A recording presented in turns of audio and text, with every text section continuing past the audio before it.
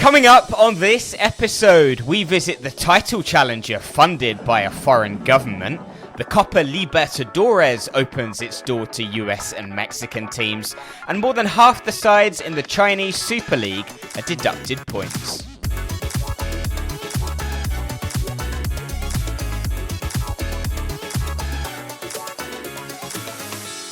Hello, welcome to The Sweeper, the world football podcast that brings you stories from all 211 FIFA countries and beyond. I am Lee Wingate, and our main story today takes us to the heart of Europe and to a title challenger being championed and funded by a foreign regime. Deliberately, and in a way that raises a very uncomfortable question. Why would a government spend millions propping up a football club outside its own borders? But first up, some bad news. Paul Watson will not be joining me for this episode. He's not feeling very well, so we wish him a speedy recovery. The good news is I'm going to be joined by our continental correspondents from North America and Asia later on in the show. And until then, I have a fascinating story to tell you, one that brings together everything we love on this podcast: live football, travel, geopolitics, and history. So buckle up, strap in, and get ready to join me on an epic adventure to a football club in Eastern Europe where there is much more than sport at stake and where things that are happening affect elections and, by extension, the balance of power in Europe. When this podcast started back in 2021, we initially made a short run of 3 episodes. But even before that, we produced a pilot episode that never actually aired. And in it, we talked with a sports journalist about a town in her home region that has both an ethnic minority population and a football team that is championed and funded by the government of a neighbouring country. And ever since then, it has been firmly on my personal football bucket list. Fast forward 5 years, and The Sweeper is now known for taking listeners to places off the beaten track. But we have never been to a place quite like this and visited a club representing an ethnic minority. So, after recently discovering the aforementioned pilot episode on my computer, I decided it was high time I go. And I can say, without any shadow of a doubt, that it was the most politically charged football match I have ever been to in my life. By this point, you're probably wondering where on earth I went, at least if you don't follow us on social media. So time for the reveal. I went to a town of around 22,000 people in southern Slovakia called Dunajská Streda. And in doing so, my travel companion, Simon Clark, a fellow football podcaster, and I doubled the English population in the town. Because strangely, and this is something I can't remember ever seeing before, Wikipedia has broken down the population of the town into the precise number of inhabitants of each nationality. And among the smallest minorities was English, with a grand total of 2 residents, surpassed in fact by only 1 Canadian and 1 Croatian. You might expect the number 1 nationality in a town in Slovakia to be Slovak, but in fact, it is ethnic Hungarians who represent 75% of the population. These are people who primarily identify as Hungarian, speak Hungarian with their friends and family, and in some cases even fly the Hungarian flag outside their houses. And yet, they live in another country. At this point, I guess you may be wondering why. And to answer that, we have to very briefly go back a century in time. World War I was a battle between 2 large alliances. You had on the one hand the Triple Entente, consisting of the UK, France and Russia. And on the other hand, you had the Central Powers of Germany and Austria-Hungary. After the war finished, Hungary became an independent state and signed the 1920 Treaty of Trianon with the victorious powers. And the treaty radically redrew the borders of the former Kingdom of Hungary, reducing the size of the new Hungarian state by around 72%. As a result of that, about 3.3 million ethnic Hungarians became citizens of neighbouring countries. The northern part of the country, known as Upper Hungary, was ceded to Czechoslovakia. And when that country split into Czechia and Slovakia in January 1993, the land that was formerly part of Hungary now found itself inside Slovakia. And within that Slovak territory was the town of Dunajská Streda, home to the football club DAC 1904, or as they refer to it locally, DATS. My first port of call before the trip was to get some local recommendations, as it always is. And the only person I knew from the region was the same journalist I'd spoken to 5 years earlier. So I tracked her down and asked her. The response didn't bode particularly well. She wrote, "In Dunajská Streda, you can't really do anything. It's a provincial town. I don't know about restaurants or cafes, but I remember one foreign DATS coach always complaining that there was nothing to do, and no wonder the players are alcoholics." She wasn't wrong about the provincial part.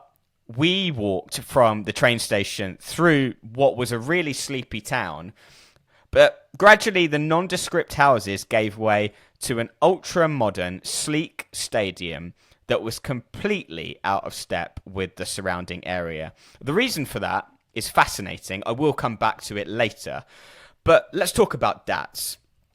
DATS 1904, the club that play at this ultra-modern, sleek stadium, has spent much of their existence flitting between divisions. But in recent years, they've become one of the top performers in Slovakia's Superliga, finishing as runners-up in 2019, 2021, 2023 and 2024. On each occasion coming close to winning the title, only to be dashed by the country's most successful club, Slovan Bratislava, who have been champions in each of the last 7 seasons. This term, a similar situation is playing out. DATS went into the winter break second on 38 points, with Slovan first on 39. And in the first game back after the break, they were playing each other. So it seemed like the perfect game for us to come and see in sporting terms, but also in geopolitical terms. At no other football match in the country is the tension between the Hungarian minority and the Slovak majority greater than when DATS play against Slovan. And their clash back on the 1st of November 2008 offers some important insight into the rivalry. It's remembered as one of the darkest days in Slovak football history. There are differing accounts of exactly what happened that day, but we do know that there were violent clashes between riot police and fans, primarily DATS fans. More than 50 supporters were hurt, and an 18-year-old fan, Christian Lengyel, suffered permanent life-altering injuries. One of the DATS players that day, Christian Nemeth, said, "It was like we were in the middle of a war." Reading all of that prior to my visit didn't exactly do much to steady the nerves. The match back in 2008 had a severe fallout and even led to a change of law, which required event organisers to make sure that no symbols of foreign states or their predecessors are used in a manner that could incite a disturbance of public order. But that doesn't stop the DATS fans getting creative. They have at times been pictured in the stands holding up 3 rows of banners bearing the words for the different colours of the Hungarian flag. The writing on the top layer says red, the middle white, the bottom green. And as we settled in our seats for this game, we saw the first signs that this wasn't an ordinary football match. First of all, double the usual crowd was in attendance. Over the last 2 seasons, DATS have averaged about 4,500 spectators. But at this game, there were 9,301 people in attendance, equivalent to more than 1/3 of the town's population. Before the teams had even come out onto the pitch, all of those fans stood up in the crowd, raised their scarves into the air, and passionately bellowed out the words of the Nelkeled, a song of Hungarian national unity that serves as the club anthem and is sung as a ritual before every home game. Once the song was over, the players then strode out of the tunnel and posed for a photo behind bilingual messages in both Slovakian and Hungarian that translated as "identity is not provocation," and there were then announcements in both languages that I could just make out were to that effect over the tannoy. Once the game got underway, it didn't take long for chants of "Ria, Ria, Hungaria" to ring out from the home sectors. And so it already felt like a very electric atmosphere. And this was before anything of note had actually happened on the pitch. Then came the 10th minute. My eyes were intently focused on what was going on the pitch. But Simon nudged me and pointed over to the away sector. And already the Slovan Bratislava ultras had disappeared from view, masked by rising smoke of flares in the red, white and blue colours of the Slovak flag. That action, unsurprisingly, was met with boos and whistles from the home end. But as the smoke began to rise and drift across the pitch, the first goal came pretty much out of nowhere. So there was a Dats free kick. The ball was played into the box and swiftly cleared, and the Panamanian fullback Cesar Blackman charged up the pitch, driving through a very small gap between the last two defenders, and suddenly he was clean through. He was brought down by Dats' German goalkeeper, Jan-Christoph Bartels, but his teammate Arthur Gados, whose name brilliantly translates as Arthur Bagpipes, was on hand to tap in the rebound, so 1-0. Within seconds of the goal, the thick cloud of smoke from the flares had now engulfed the pitch and lowered the visibility to such an extent that the referee was forced to take the teams off for 10 or 15 minutes until it cleared up. So they eventually returned, and soon after coming back, Dats were awarded a penalty following a tussle in the box. But their Syrian winger, Amar Ramadan, blew his moment, sending a soft spot kick with placement but no power towards the bottom corner that was relatively easy saved by the Slovan goalkeeper Martin Tranovsky. That was to prove costly because a short while later, Dats defender Filip Blazek shockingly attempted a header back to his own goalkeeper from the halfway line that fell well short of its destination.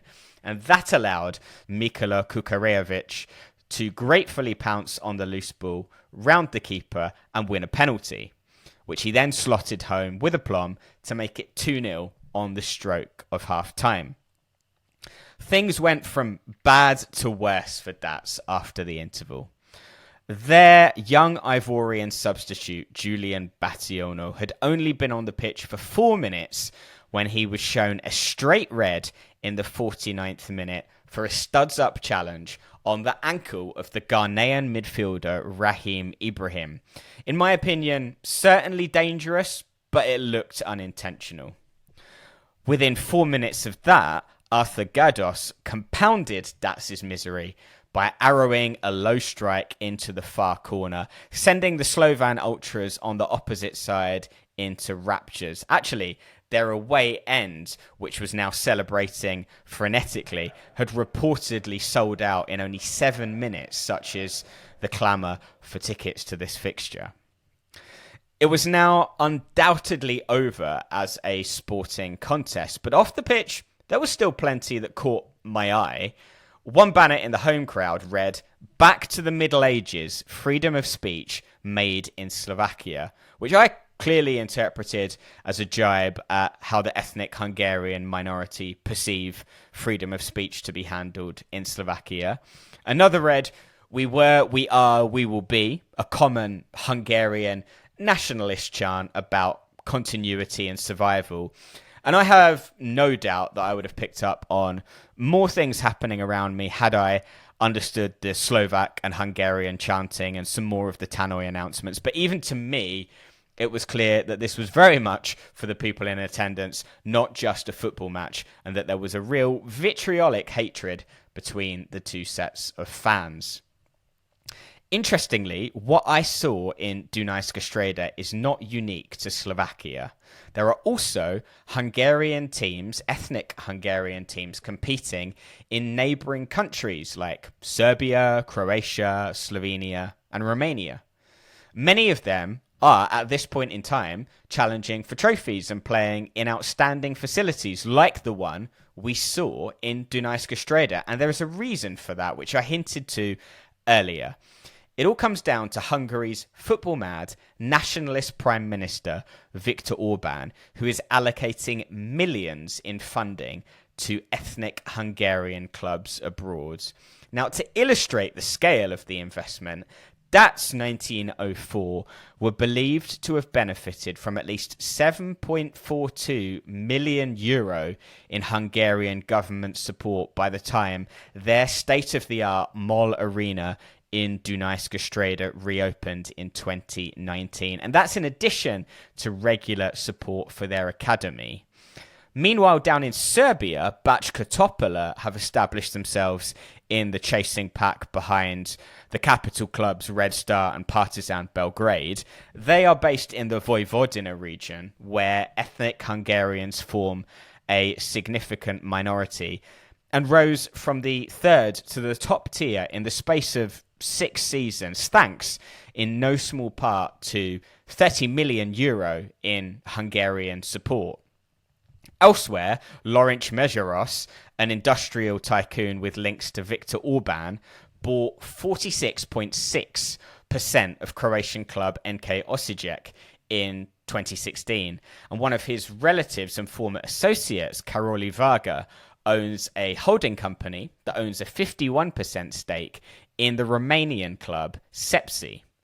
But perhaps the craziest example can be found in the Croatian village of Vardarac, home to 4th tier NK Vardarac, and only 504 residents spread across 211 households.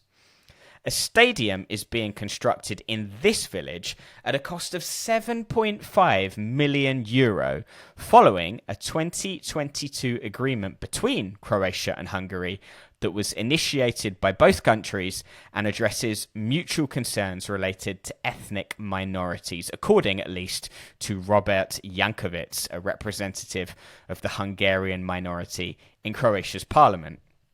Now, if you're sitting there at home or on the bus or wherever you're listening, thinking that there might be more at play here than a head of state simply loving the beautiful game, that skepticism is not misplaced. But what you might not be aware of yet is that what is happening here is something that has wider ramifications for Europe and the rest of the world.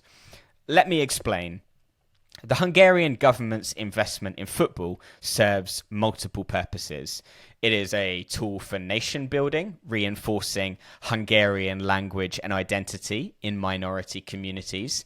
It also has a soft power function, embedding Hungarian influence in neighbouring countries through highly visible and popular institutions. But, and this is where it gets really interesting, there is another purpose as well. By currying favour among ethnic Hungarians abroad, Orbán is giving himself a better chance in the polls. According to some estimates, there are between 2.5 to 3 million ethnic Hungarians living in neighbouring countries who are theoretically eligible to apply for citizenship and then vote in elections following a law change by Orbán back in 2011. The thinking is that they would then back Orbán, a man who has demonstrated that he will defend their interests. Now, for a country of around 9.6 million people, those extra votes can, of course, play a huge role in extending Orbán's stay in power. And after all, there is a reason he is Europe's longest-serving leader in his position uninterruptedly since 2010. His staying power will be tested once again in April when Hungarians go to the polls to vote for Prime Minister. I think that election is on the 12th of April.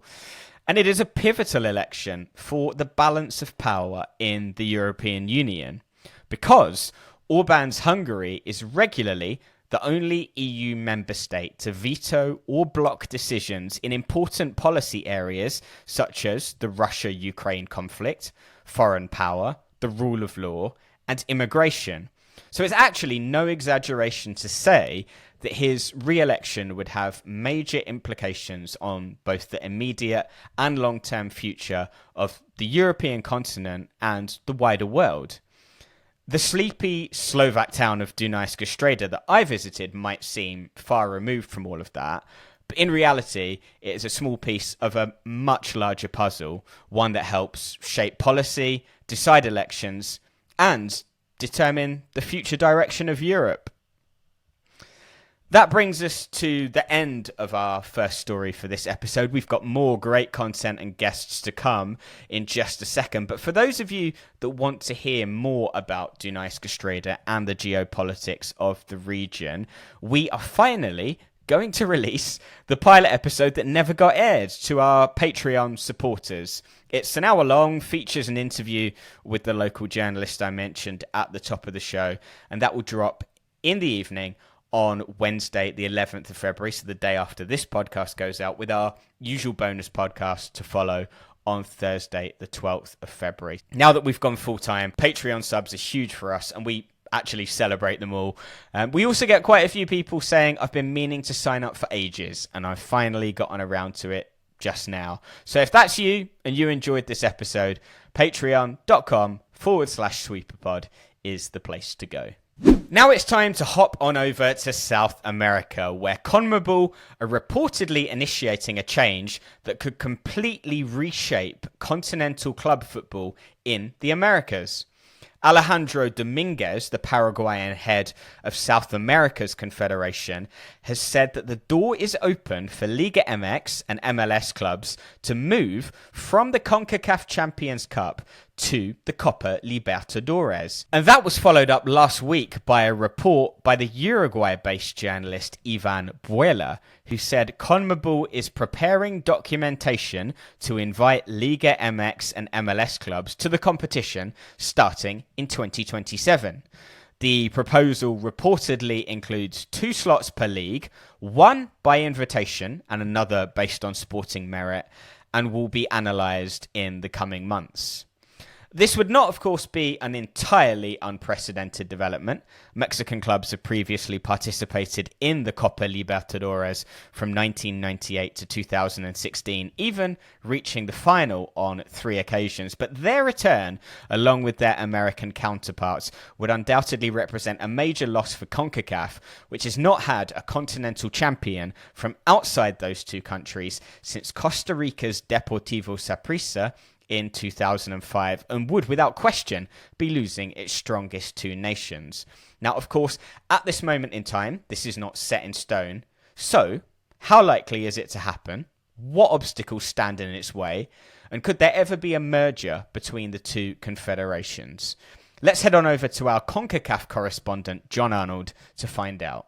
Well, it feels like we have this discussion about CONCACAF teams, namely Mexican teams returning to the Copa Libertadores and MLS teams joining Copa Libertadores once a month in the CONCACAF region. But this time, the discussion being started by Inter Miami managing owner Jorge Mas, and then when presented to the CONMEBOL president, Alejandro Dominguez, at the Brazil 2027 brand reveal, instead of the president sort of shutting it down or saying maybe one day, he says, hey, doors open, and puts the ball in CONCACAF's court. But I think it's a difficult decision for CONCACAF administrators, both because on the field, what would the product look like? We're not entirely sure how you get over some barriers that are there, like the geography. When Club Tijuana, for instance, qualified for the tournament, there were quite long distances that they had to cover, and then teams had to cover to come to the CONCACAF region to play them. Tijuana is closer to most of South America than Vancouver, than Seattle, than Portland, and these other teams that are habitually good in Major League Soccer that potentially could be involved in this tournament. The other thing is that off the field, business-wise, the CONCACAF Champions Cup is a club competition that is in growth, that's seeing more interest, that's seeing more excitement, that's seeing a lot of great games. Some of that is the presence of a team like Inter Miami, which has Lionel Messi, but some of it is a team like the Whitecaps, who made this sort of Cinderella run to the final. Columbus Crew did the same thing, and you really have a lot of audiences tuning into this competition now for the first time. So would CONCACAF sacrifice that? Is there a way to find a middle ground? And really, what happened to the tournament that CONCACAF and CONMEBOL themselves announced a couple years ago, saying that the top 4 teams, 2 from each of the American regions, would meet in a neutral site and play a club tournament. That didn't happen. It seems like because of the Club World Cup. So kind of where does everything stand in this new FIFA ecosystem? A lot has changed since the days of Tigres playing in the Copa Libertadores final, of Chivas in the Bombonera, of Pumas playing in South America. It's such a different world now. So I think CONCACAF's administrators would kind of prefer this discussion kind of fade away. But if the ball really is in their court, and if Inter Miami and CONMEBOL leaders and Mexican club leaders are pushing, then they are going to have to make a difficult decision about exactly how they fit. Does that lead to one day this idea of a merger? I think for the US, for Mexico, maybe for some of the other bigger countries, that could be beneficial long term. But how do the two confederations coming together, how does that help St. Kitts and Nevis? How does that help Curacao? How does that help even some Central American nations, Guatemala? I'm not sure that there's enough of the members of CONCACAF that it helps to make that a winning proposal. For now, I see things probably staying quite separate, but that collaboration starting to increase like we thought it would in 2016 when the Copa America Centenario was first hosted in the US. It's already been hosted again here. So you can tell that relationship is growing. All right, we're going to finish off the episode with another massive story coming out of China's Super League, where 9 of the 16 clubs have been fined and deducted between 5 and 10 points ahead of the 2026 season, as have 4 clubs in the second tier. Now, on this podcast, we've talked about large points deductions before, ranging from CSU Craiova 1948's 96-point penalty in Romania this season to Pontypridd's suspended 141-point deduction in Wales a couple of years back. But never have we heard of so many teams in one top-flight division, more than half in this case, starting a season with a negative points tally.